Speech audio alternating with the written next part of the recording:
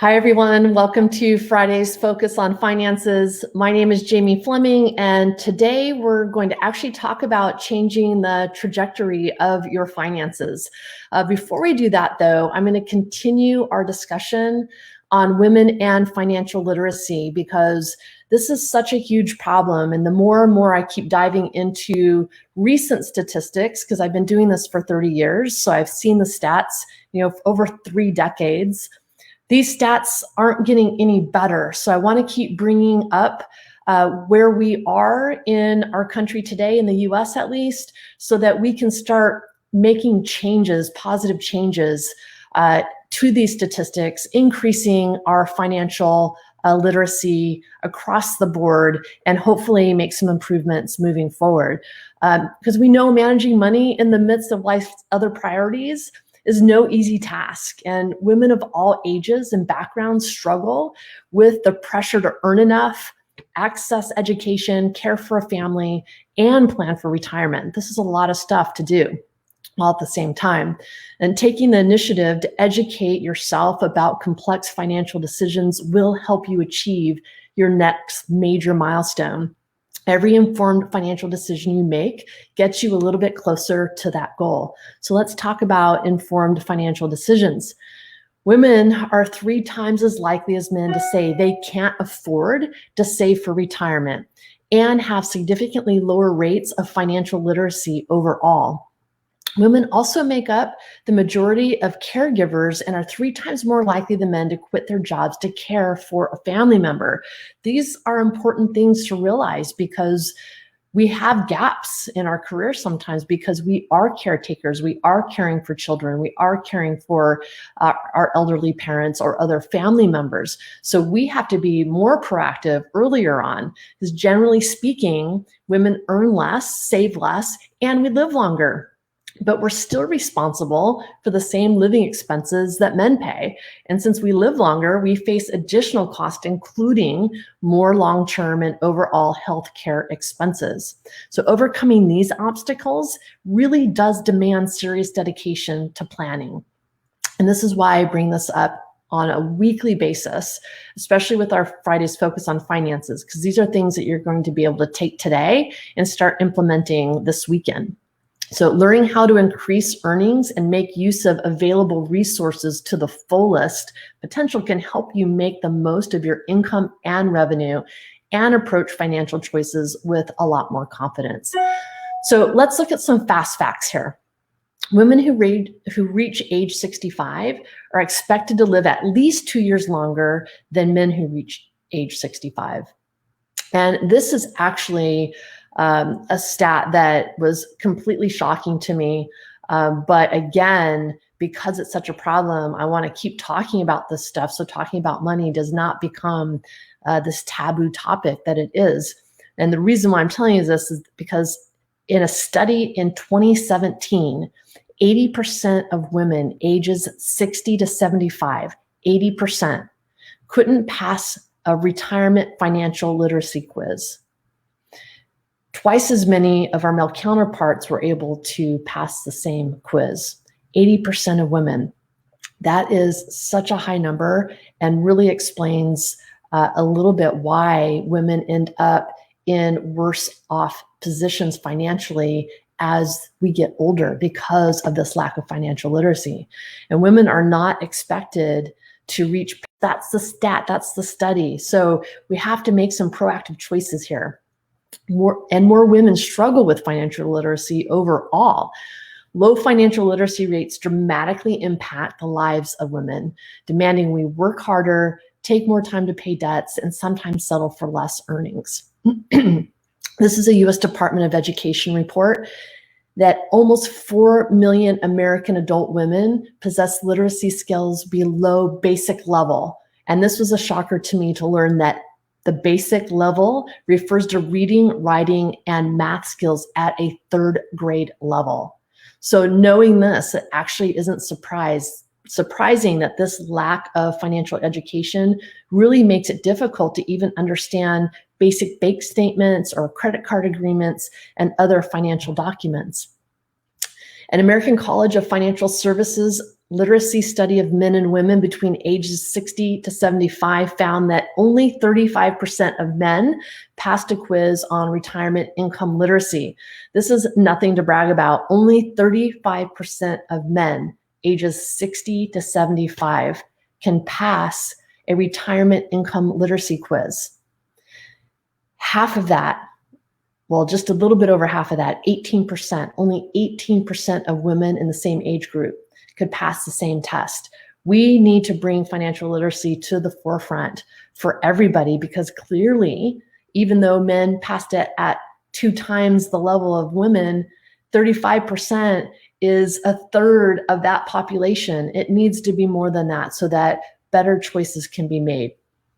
Those who pass are more likely to have a retirement plan as well as a plan to cover the cost of long-term care. So one of the things I tell people, you may not understand everything, but intuitively, most people know I need to start saving for retirement. So even if you just open up an IRA and put some money there, or you start investing in your company retirement plan, that will start to increase your financial literacy just by the nature of opening up those accounts, because you'll start using different language. You'll start talking about my contributions. You'll start talking about what investments do I need to put my monies in? And you'll just have a different viewpoint on savings and investing just by opening up those accounts and starting to put monies away. Then you can increase your education and ask for help and ask questions to see where the gaps are.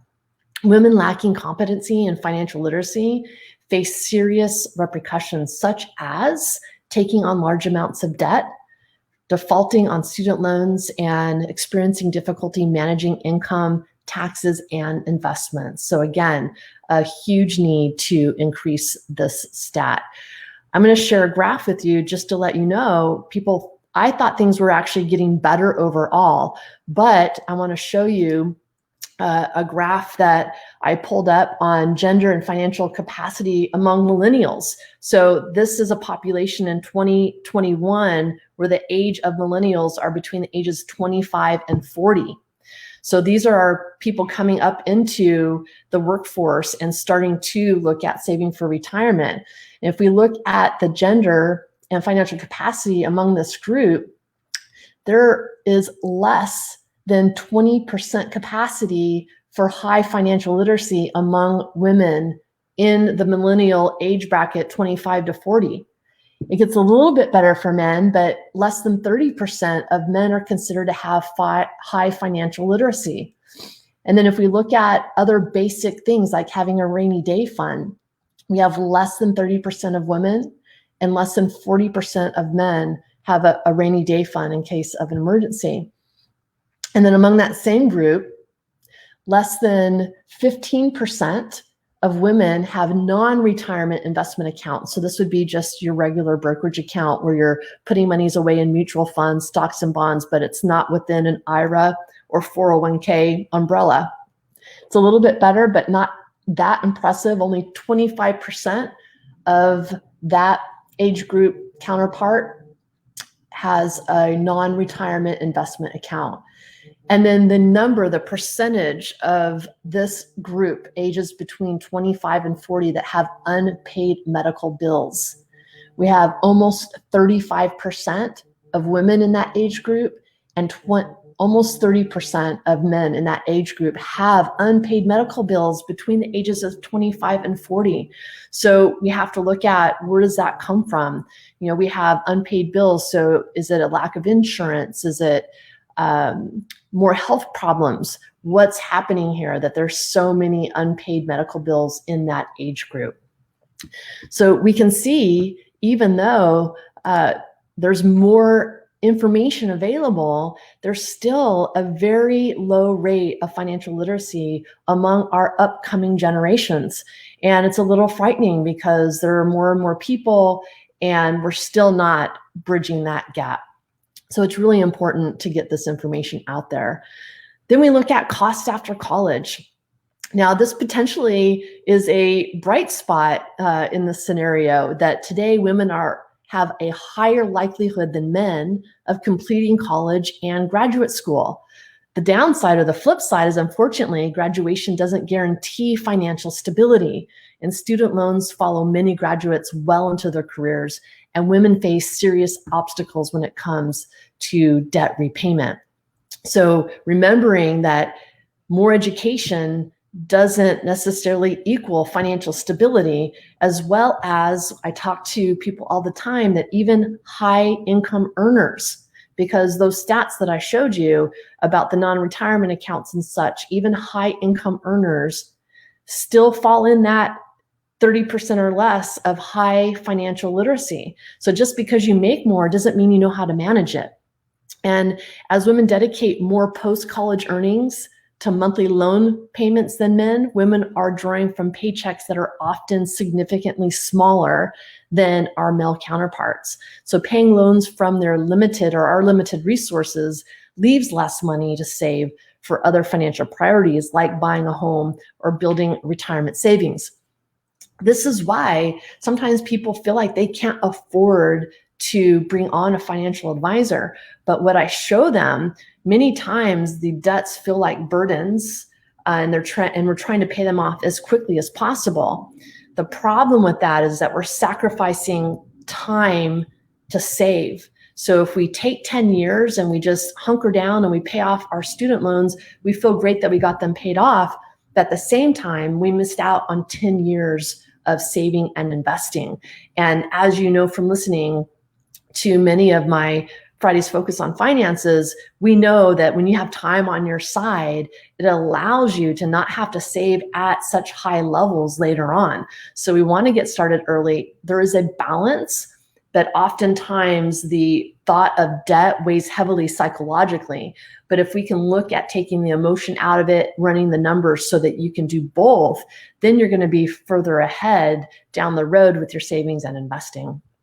So looking at gender and the wage gap, okay, participation in the workforce has unique implications for women, right? An unfair wage gap and life interruptions can slow career progress and force some women to struggle with basic living expenses. When we take breaks from our careers, and myself included, to give birth to our children, then we raise our children, and taking care of elderly parents, which is what my mom did with her parents, we oftentimes sacrifice the momentum we've gained from working in our field. So there are oftentimes gaps in our work history. Those gaps often also equate to less savings during that same time. So again, we have to look at how do we balance that as females in the workforce. As women, we live longer in general than men. So we have all these elements seemingly working against us. But the reality is that there is a way to proactively fill those components in by being aware of them. So some fast facts here. On average, women are paid less, about 20% less than men who work full-time in the same jobs. Women are also much more likely to work part-time than men.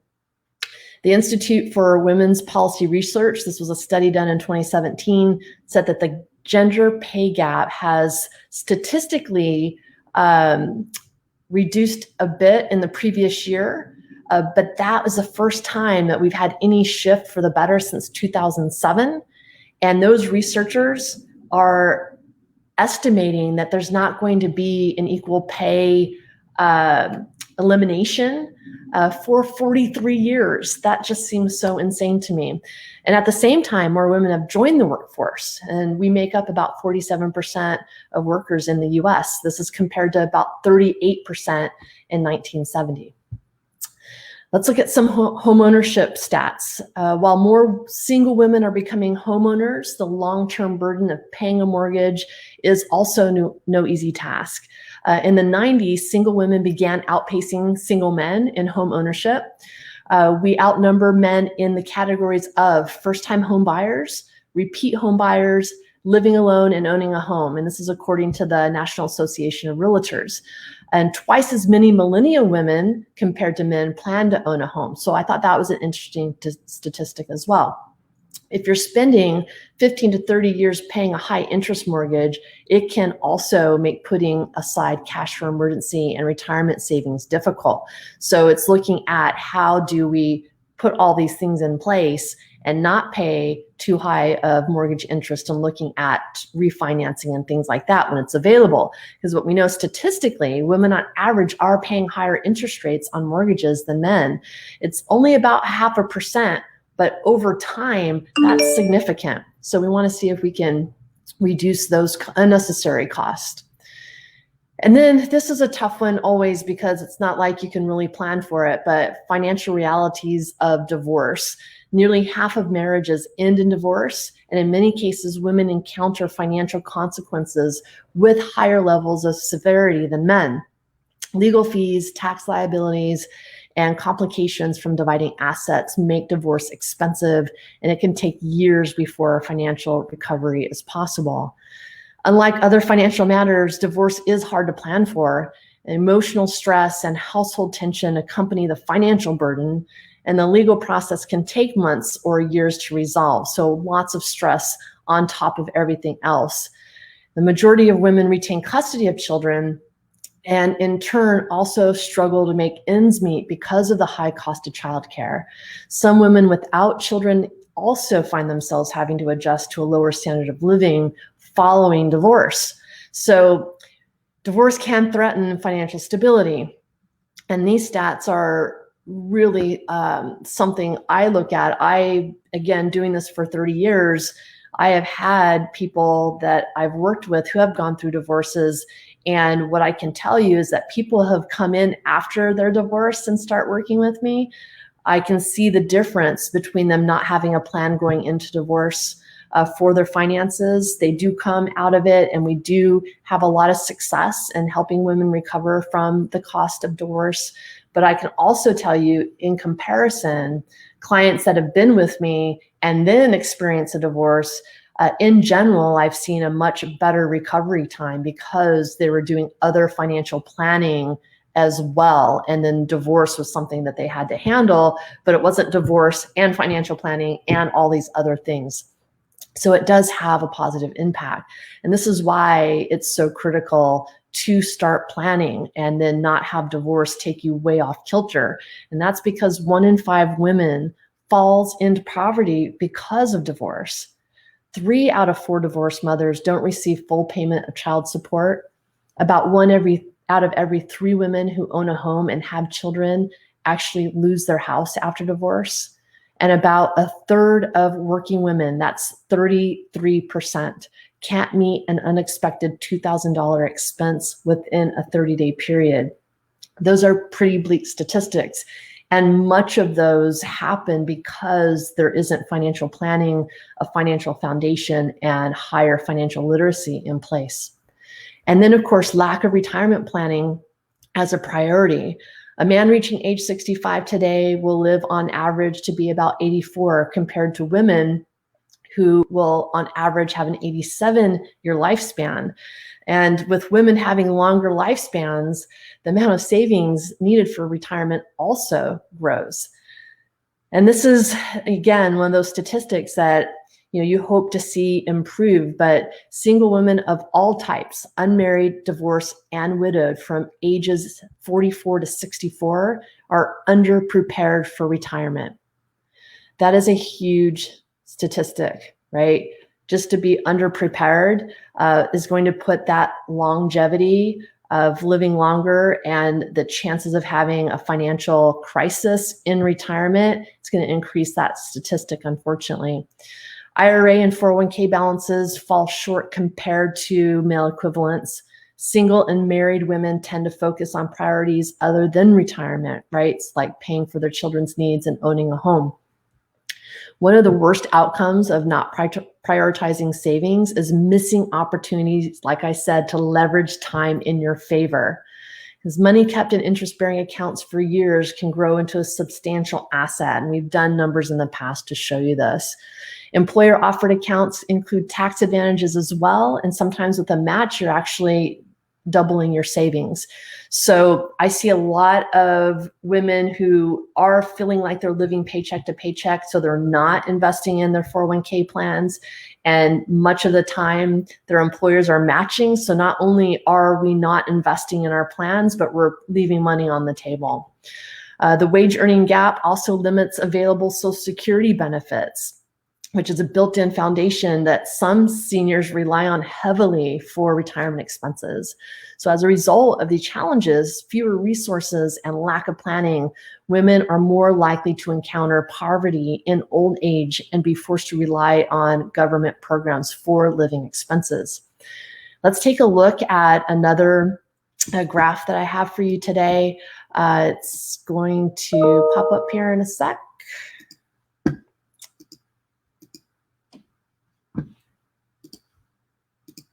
Here we go. And this is actual gender and financial capacity among millennials. And this is looking at the basic, on average, IRA balances based on their age. So you can look at the balances under age 25 to about age 40. The balances are under 50,000 there. And the gap isn't too bad in the beginning. But what I want you to show is as we look over time, as this group gets older, you can see that time leveraging, those differences get larger and larger. So our age group 45 to 49, you can see that women are just above 50,000 on average in their IRAs, and men at that point are heading closer to 75,000.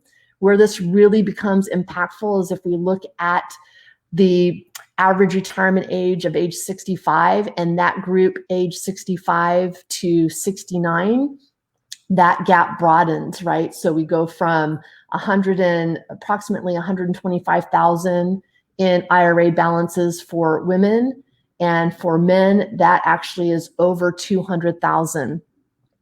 Hey, Amanda, thanks for showing up. I hope this information is helpful in what you're looking at as far as work and what you see. I know you talk to people every day about their property and casualty and risk management. So this is one of the things that we talk about is a high risk for women.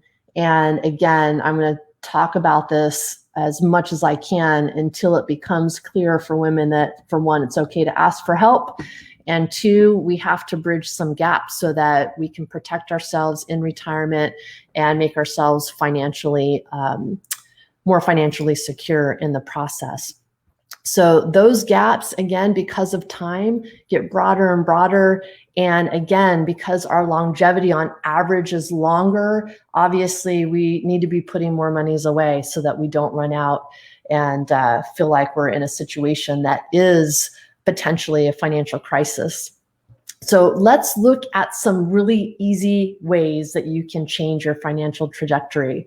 The best way to improve your financial welfare is by, I know I've said this and you could probably say it for me, is by making a plan, right? Make a plan for how you'll use your income and or revenue wisely. And you know, I talk about working with entrepreneurs quite a lot. And the reason why I bring that up, and women entrepreneurs specifically, is that business owners are some of the hardest workers out there as far as time spent working. And one of the reasons why I enjoy working with women entrepreneurs is because, one, you see the stats, and two, we only have so much time to do all these things. And business owners really do find themselves, or ourselves, because that's the category I'm in, not having enough time to do all the things that we need to on our financial basis. For me, I'm lucky because I'm in the industry. So I treat myself and my finances just like I would for one of my clients, and I schedule it in my day. And not all business owners are able to do that. You're busy creating your business, making sure you're paying your employees, taking care of your families. So there's limited amount of time. Before you know it, 5 years goes by, 10 years goes by, and you don't have a plan in place and you haven't been putting your monies away. So let's look at how you can take action in changing your financial trajectory right away. And we're going to just start with some really easy steps that every single person can do. The first one, and I talk about this all the time because this goes to the stat of women paying on average higher mortgage rates than men. You have to learn what your credit score is. You can get a free annual credit report. You can do this on annualcreditreport.com. They are authorized by federal law as the official site for free annual reports, so annualcreditreport.com. You can actually get 3 a year. Just get one from each of the credit bureaus and do it you can do it every trimester, right? So that you can see the progress. If you have any black marks on your credit report, you can take some steps to fix that.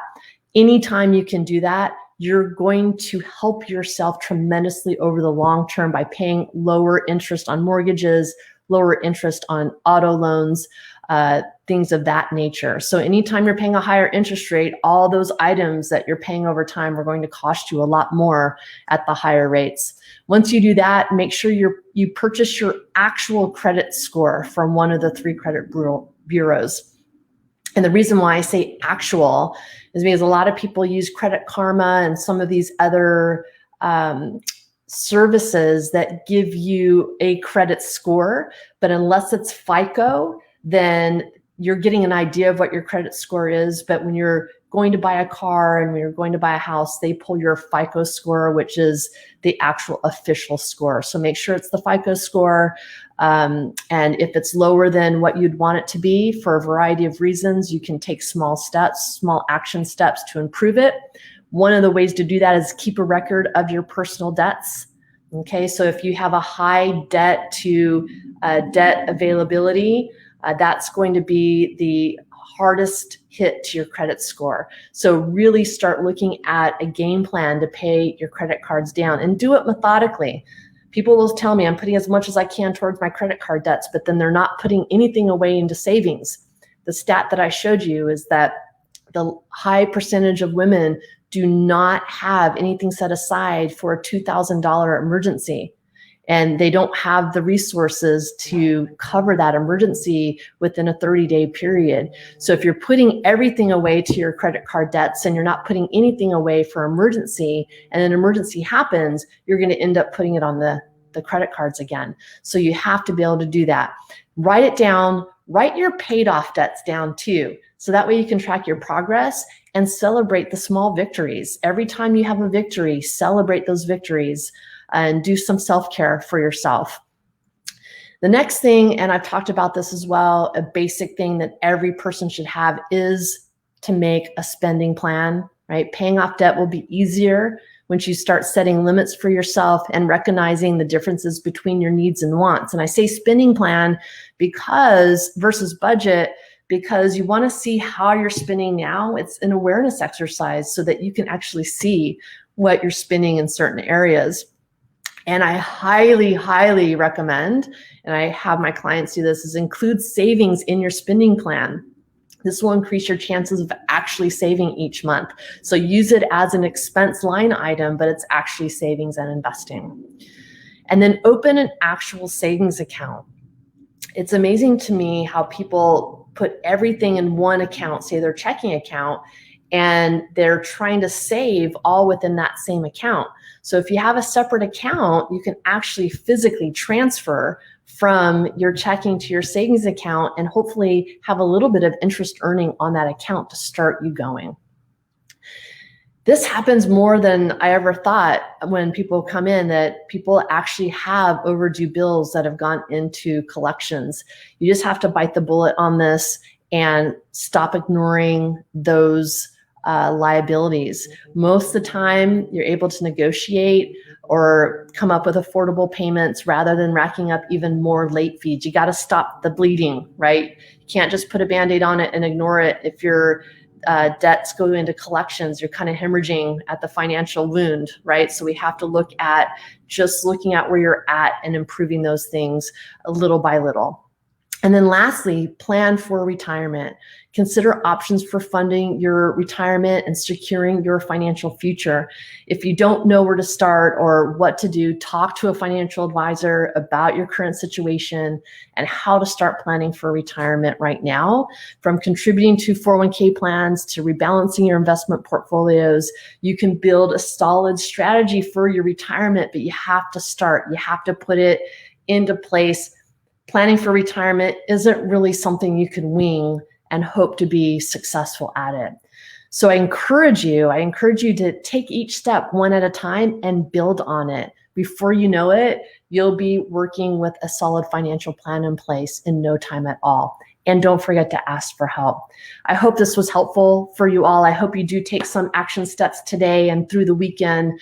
Make some small changes every single week, every single month. And before you know it, your financial situation and your financial trajectory will be moving in the right direction. Thank you, everybody. Have an amazing weekend, and we will see you next week on Friday's Focus on Finances.